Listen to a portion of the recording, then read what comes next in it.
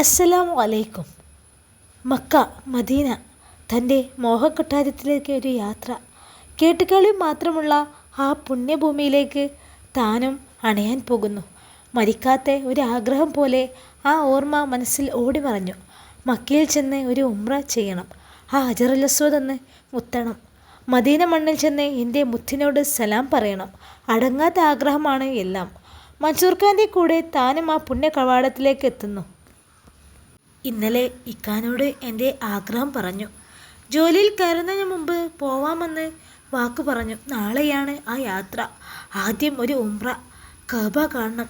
അതിനുശേഷം പിറ്റേ ദിവസം തൻ്റെ മുത്തിൻ്റെ അരികിലേക്ക്. ഓർത്തപ്പോൾ തന്നെ അഫ്സലിൻ്റെ ശരീരം കോരിത്തരിച്ചു. അന്ന് രാത്രി വീട്ടിലേക്ക് വിളിച്ച് കാര്യങ്ങൾ പറഞ്ഞു. നേരത്തെ ഉറങ്ങി രാവിലെ തന്നെ എഴുന്നേൽക്കണം. അങ്ങനെ കരുതി കിടന്ന അഫ്സലിന് ഉറക്കം വന്നതേയില്ല. അവൻ്റെ ആ മനസ്സ് പുണ്യമേനി ഉറങ്ങുന്ന ആ മദീനയുടെ മണ്ണിലായിരുന്നു. ആ ചാരത്തെ ഒന്ന് പെട്ടെന്ന് എത്തിയിരുന്നെങ്കിൽ അവൻ ആഗ്രഹിച്ചു. അവൻ്റെ ഹൃദയം തുടിച്ചു. ആ ഓർമ്മയിൽ അവൻ എപ്പോഴോ ഉറങ്ങിപ്പോയി. സുബ്ഹി ബാങ്കിൻ്റെ അലയൊലി അവനെ ഉറക്കിൽ നിന്ന് തട്ടി ഉണർത്തി. വേഗം അഫ്സൽ ചാടി എഴുന്നേറ്റു. മൻസൂറിൻ്റെ കൂടെ പള്ളിയിലേക്ക് നടന്നു. നിസ്കാരം കഴിഞ്ഞ് പെട്ടെന്ന് റൂമിലെത്തി അവർ യാത്ര പോവാനായി ഒരുക്കം തുടങ്ങി. പെട്ടെന്ന് ഫ്രഷായി ഉംറ ഡ്രസ് മാറി അവർ വണ്ടിയിലേക്ക് കയറി. മക്ക ലക്ഷ്യമാക്കി വണ്ടി കുതിച്ചു. പോകുന്ന വഴികൾ അഫ്സൽ കണ്ണോടിച്ചു. വിശാലമായ മരുഭൂമി, പാറിപ്പറക്കുന്ന മണൽത്തരികൾ, നേരം പരപരാ വെളിച്ചത്തിലേക്ക് കണ്ണു തുറക്കുന്നു. മക്കയുടെ ഒരുപാട് ദൂരം മുമ്പ് തന്നെ ആ പച്ച ക്ലോക്ക് ടവർ അഫ്സൽ കാണുന്നുണ്ടായിരുന്നു. അതെന്താന്നുള്ള സംശയം മൻസൂർ തീർത്തു കൊടുത്തു. അങ്ങനെ 1.5 മണിക്കൂറിൽ യാത്ര അവർ മക്ക മണ്ണിലിറങ്ങി. നേരെ മുന്നിൽ ഹറം പള്ളി കണ്ടു. മാർബിൾ കൊണ്ട് ഭംഗിയേറിയ ഒരു കൊട്ടാരം പോലെയുള്ള മസ്ജിദുൽ ഹറം. പള്ളിയിലേക്ക് പോകുന്നതിന് മുമ്പ് തന്നെ അവർ ചായ കുടിക്കാൻ തീരുമാനിച്ചു. ചായ കുടിച്ച് പെട്ടെന്ന് അവിടെ നിന്നും ഇറങ്ങി ബാത്റൂമിലേക്ക് നടന്നു. വിശാലമായ സൗകര്യങ്ങളെല്ലാം ഉണ്ടായിരുന്നു അവിടെ. അവിടെ നിന്നും വുളൂ എടുത്ത് അവർ പള്ളിയിലേക്ക് കയറി. അഫ്സലിന് താൻ എവിടെ എത്തിപ്പെട്ടതെന്ന ആശങ്കയിലായിരുന്നു. താൻ ആഗ്രഹിച്ച മക്ക മണ്ണ്, മസ്ജിദുൽ ഹറമിലാണിപ്പോൾ ഞാൻ നിൽക്കുന്നത്. കുറച്ച് ദൂരത്തേക്ക് നടന്നു നീങ്ങിയപ്പോൾ കഅബയുടെ കറുപ്പ് കില്ല അഫ്സലിൻ്റെ ശ്രദ്ധയിൽപ്പെട്ടു. അവിടെ നിന്ന് അവൻ ഒരുപാട് ദുആ ചെയ്തു. അങ്ങനെ തവാഫ് ചെയ്യാൻ ഇറങ്ങുന്നതിന് മുമ്പ് തന്നെ 2 റക്അത്ത് സുന്നത്ത് നിസ്കരിച്ചു. അങ്ങനെ മൻസൂറും അഫ്സലും കൂടി കഅബ തവാഫ് ചെയ്യാൻ തുടങ്ങി. തവാഫ് ചെയ്യാൻ തുടങ്ങിയപ്പോൾ അജുവിനെ മദ്രസയിൽ പഠിച്ചിട്ടുള്ള സ്വർഗത്തിലെ ആ കല്ലിൽ ഒന്ന് ചുംബിക്കാൻ മോഹമുണ്ടായിരുന്നു. ആ ആഗ്രഹം സാധിപ്പിച്ചു തരണേ എന്ന് പ്രാർത്ഥനയോടെ അഫ്സൽ തവാഫ് ആരംഭിച്ചു. 7 തവണ പ്രദർശനം വെച്ചതിന് ശേഷം അജുവിൻ്റെ നോട്ടം ആ പോരിശാക്കപ്പെട്ട ആ കല്ലിലേക്കായി. അല്ലാഹുവേ, ഈ ഭീകരന്മാരായ മനുഷ്യരുടെ ഇടയിൽ എനിക്ക് ആ ഹജറുൽ അസ്വദ് ഒന്ന് ചുംബിക്കാൻ അവസരം കിട്ടുമോ? അല്ലാഹുവേ, നീ എനിക്ക് അതിനുള്ള തൗഫീഖ് നൽകണമേ എന്ന ആദിയോടെ കല്ലിൻ്റെ അടുത്തേക്ക് നീങ്ങിക്കൊണ്ടിരുന്നു. ആ തിരക്കിനിടയിലും അഫ്സൽ തൻ്റെ ആഗ്രഹം സാധിച്ചു. അൽഹംദുലില്ലാഹ്. കല്ലിൽ അഫ്സൽ മുത്തം വെച്ച ശേഷം സഹി ചെയ്യാൻ സഫ മർവ മലമുകളിലേക്ക് പോയി.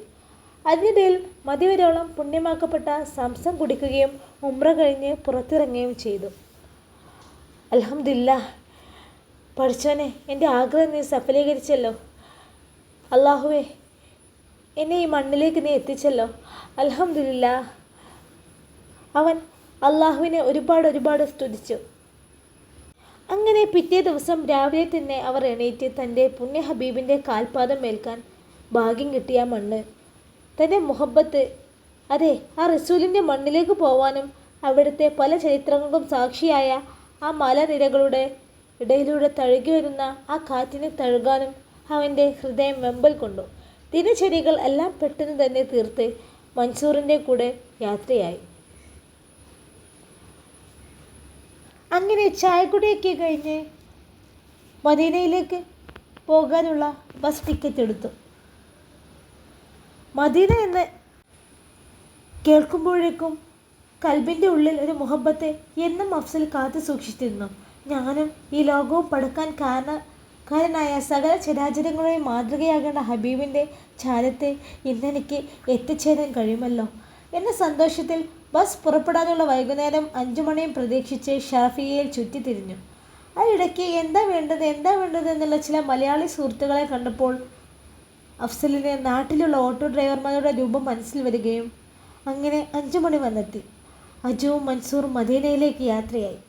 ബസ്സിൽ ഉസ്താദുമാരുടെ ക്ലാസ്സുകളും റസൂലിൻ്റെ മധു പാരായണവും എല്ലാം കൂടി ആയപ്പോൾ സമയം കഴിഞ്ഞതറിയാതെ 3-4 മണിക്കൂറുകൾ ശേഷം മദീനയിലെ കിബ്ലത്തൈൻ മസ്ജിദിൽ എത്തിയപ്പോൾ അവിടെ ഇറങ്ങി ചരിത്ര സ്ഥലങ്ങൾ സന്ദർശിച്ചു. അവിടെ നിന്നും സുബഹി ബാങ്കിന് ടൈം എടുത്തപ്പോൾ മദീനത്തെ ഹറമിലേക്ക് എത്തുകയും ആ പച്ച കുബ്ബയോട് കൂടി ആ വെള്ളക്കൊട്ടാരം കണ്ടപ്പോൾ അഫ്സലിൻ്റെ മനസ്സിൽ പല ചരിത്ര സംഭവങ്ങളും ഓടിമറഞ്ഞു. ദൂരെ നിന്നും തന്നെ റസൂലിനോട് സലാം ചൊല്ലി മദീനയുടെ സൗന്ദര്യത്തിൽ അഫ്സലിൻ്റെ മനസ്സ് കുളിരണിഞ്ഞു. എന്ത് ശാന്തസുന്ദരമേ മദീന! എല്ലാവരുടെയും മനസ്സിൽ സന്തോഷം. അവിടുത്തെ കാറ്റ് പോലും എൻ്റെ റസൂലിനെ ബഹുമാനിക്കുന്നുണ്ടോ എന്ന് തോന്നും. പക്ഷികൾ, പൂച്ചകൾ, അങ്ങനെ എല്ലാ ജീവജാലങ്ങളും എൻ്റെ ഹബീബിൻ്റെ ചാരത്ത് ശാന്തമായി സംയമനം പാലിക്കുന്നത് കണ്ട അഫ്സൽ അള്ളാഹുവിനെ ശുക്ർ ചെയ്തു. സുബഹി നമസ്കരിക്കാൻ പള്ളിയിൽ കയറി ഇമാമിനോട് കൂടെ സുബഹി നിസ്കരിച്ചു. ദുആയും എല്ലാം കഴിഞ്ഞതിന് ശേഷം ഹബീബിൻ്റെ ഖബർ സ്ഥിതി ചെയ്യുന്ന പച്ച കുബ്ബക്കരികിലേക്ക് താഴ്മഴയോടെ നീങ്ങി. സൂര്യൻ ഉദിക്കാൻ വെമ്പൽ കൊള്ളുന്നത് അഫ്സൽ ശ്രദ്ധിച്ചു. സൂര്യനിൽ നിന്നും പ്രകാശരശ്മികൾ ഹബീബിൻ്റെ കൊട്ടാരത്തിൻ്റെ മാർബിൾ പാളികളെ തട്ടിത്തിളങ്ങുന്നു. മദീനയുടെ സൗന്ദര്യം 10 മടങ്ങ് വർദ്ധിക്കുന്നതായി അവന് തോന്നി. സൂര്യകിരണങ്ങളിൽ നിന്നും ജനങ്ങൾക്ക് ചൂട് കുറയാൻ നൂറുകണക്കിന് വലിയ കുടകൾ തുറക്കുന്നത് കൂടെ കണ്ടതോടെ അഫ്സൽ അള്ളാഹുവിനെ സ്തുതിച്ച് റസൂലിനെ സിയാറത്ത് ചെയ്തു. അവിടെ നിന്നും പ്രാർത്ഥിച്ച് സിദ്ദീഖ് റളിയല്ലാഹു അൻഹുവിനും ഉമർ റളിയല്ലാഹു അൻഹുവിനോടും സലാം ചൊല്ലി. പുറത്തിറങ്ങി ഹബീബിൻ്റെ മകൾ ഫാത്തിമ ബീവിയും വലിയ വലിയ സഹാബാക്കളും മഹാന്മാരുടെയും ഖബറുകൾ സ്ഥിതി ചെയ്യുന്ന ജന്നത്തുൽ ബഖീയിലേക്ക് ചെന്ന് സലാം ചൊല്ലി ചരിത്ര പ്രസിദ്ധമായ ഉഹുദും ബദറും എല്ലാം സന്ദർശിച്ചു. അവിടെ നിന്നും വീണ്ടും ഹറമിലേക്ക് പോയി അസർ, മഗ്‌രിബ്, ഇശാ നിസ്കാരം കഴിഞ്ഞ് ഷറഫയിലേക്ക് തിരിക്കാൻ ബസ്സിനടുത്തേക്ക് നീങ്ങി. രാവിലെ സുബഹിയോടടുത്തപ്പോൾ ഷറഫയിൽ ബസ്സിറങ്ങി. അഫ്സലും മൻസൂറും റൂമിലേക്ക് പോയി. സുബഹി നിസ്കാരം കഴിഞ്ഞ് ഉറക്കത്തിലേക്കും. അങ്ങനെ തൻ്റെ ആഗ്രഹപ്രകാരം മക്കയും മദീനയും കണ്ടു. അൽഹംദുലില്ലാഹ്. പിറ്റേന്ന് രാവിലെ എണീറ്റ് അഫ്സൽ അള്ളാഹുവിനെ സ്തുതിച്ചു. ഇനി ജോലി ചെയ്യേണ്ട കമ്പനിയിൽ പോകണം. മൻസൂർക്ക ജോലി ചെയ്യുന്ന അതേ കമ്പനിയിലേക്കാണ് തനിക്കും ജോലി ചെയ്യേണ്ടത്. രാവിലെ തന്നെ മൻസൂർക്ക അഫ്സലിനോട് കമ്പനിയിൽ പോകണമെന്നും നിനക്ക് ജോലിയിൽ നിന്ന് ജോയിൻ ചെയ്യണമെന്നും പറഞ്ഞു. ഇവിടുത്തെ ഒരു പാൽ കമ്പനിയിലേക്കായിരുന്നു അഫ്സലിൻ്റെ വിസ റെഡിയാക്കിയിരുന്നത്. അങ്ങനെ മൻസൂർക്ക അഫ്സലിനെയും കൂട്ടി കമ്പനിയിലെത്തുകയും അവൻ്റെ സൂപ്പർവൈസറെയും എല്ലാം സംസാരിക്കുകയും റെഡിയാക്കുകയും ചെയ്തു. ഇക്കാമ റെഡിയാകാനുള്ള കാര്യങ്ങൾ പെട്ടെന്ന് സൂപ്പർവൈസറായ പാകിസ്ഥാനി ചെയ്യുകയും ചെയ്തു. ആ ബായ് നല്ലൊരു മനുഷ്യനായിരുന്നു. അഫ്സലിനെ കണ്ടപാടെ മൻസൂറിനോട് തൻ്റെ ഓഫീസിലെത്തി ജോലിക്ക് പോകാൻ പറഞ്ഞു. അങ്ങനെ ആദ്യമായി പാകിസ്ഥാനി സൂപ്പർവൈസറുടെ മുന്നിൽ എന്ത് ചെയ്യണമെന്നറിയാതെ അവൻ ഇരുന്നു. ഇത് മനസ്സിലാക്കിയ ബായ് ഓഫീസ് ബോയായി അവിടെ ജോലി ചെയ്യുന്ന പയ്യനെ വിളിച്ചു. യാ നസീർ, ഇതറാവോ, ഇസ്കോ എക്ക് ചായ ദേദോ. നസീർ ചായയുമായി വന്നു. അഫ്സൽ നാട്ടിൽ എവിടെയാണെന്ന് ചോദ്യം കേട്ടതോടെ ഒരു മലയാളിയെ കണ്ട സന്തോഷം അഫ്സലിൻ്റെ മുഖത്ത് തെളിഞ്ഞു. ആ പാകിസ്ഥാനി ബായ് അഫ്സലിനോട് ക്യാ നാമേ തുമാര? ഉറുദു മനസ്സിലാവാതെ ഇരുന്ന അഫ്സലിനെ നസീർ ആ ഭാഷ പറഞ്ഞു കൊടുത്തു. അങ്ങനെ മറുപടി പറഞ്ഞു കൊടുക്കുകയും ചെയ്തു. डरो मत, उर्दू जल्दी की सीख जाएगा. तो इकामा मिलने के बाद थोड़ा दिन सेल्स गाड़ी पे काम करो, ബാക്കി മേം ബാത് ബതായേഗ. പേടിക്കണ്ട, ഉറുദു പെട്ടെന്ന് പഠിക്കാമെന്നും ഇക്കാമ കിട്ടിയാൽ സെയിൽ ചെയ്യുന്ന വണ്ടിയിൽ പോയി പണി പഠിക്കാനും ബാക്കി പിന്നെ റെഡിയാക്കാനുമാണ് പറഞ്ഞതെന്ന് നസീർ അഫ്സലിനോട് പറഞ്ഞു. അഫ്സലിൻ്റെ റൂമിൽ തന്നെയാണ് ആ നസീറും താമസിക്കുന്നത്. ആ പാകിസ്ഥാനി ബായ് അഫ്സലിനോട് നസീറിൻ്റെ കൂടെ പോവാൻ പറഞ്ഞു. അങ്ങനെ ഓഫീസിൽ നിന്നും പുറത്തിറങ്ങിയ അഫ്സൽ നസീറിനോട് കുറേ സംസാരിച്ചു. റൂമിലേക്ക് പോവാൻ നസീറിനെയും കാത്തിരുന്നു അവൻ്റെ ജോലി തീരുന്നത് വരെ. നേരം വൈകുന്നേരം ആയപ്പോഴേക്കും അഫ്സൽ കമ്പനിയിലെ പല ഭാഗങ്ങളെയും ജോലിക്കാരെയും പരിചയപ്പെട്ടു. ഫുഡ് നസീറിൻ്റെ കൂടെ കഴിക്കുകയും കുറേ കഴിഞ്ഞപ്പോൾ മൻസൂർ എത്തി കാര്യങ്ങളെല്ലാം അഫ്സലിനോട് പറഞ്ഞു. നസീറിൻ്റെ റൂമിൽ കൂടാനാണെന്ന് പറഞ്ഞതെന്നും അവനെ വെയിറ്റ് ചെയ്യുകയാണെന്നൊക്കെ. അങ്ങനെ നസീറും മൻസൂറും അഫ്സലും കൂടി കമ്പനിയിൽ നിന്നും നസീറിൻ്റെ റൂമിലേക്ക് പോയി. ഷറഫിയയിൽ മൻസൂറിൻ്റെ റൂമിൻ്റെ ഏകദേശം അടുത്ത് തന്നെയായിരുന്നു നസീർ ഖാൻ്റെ റൂം.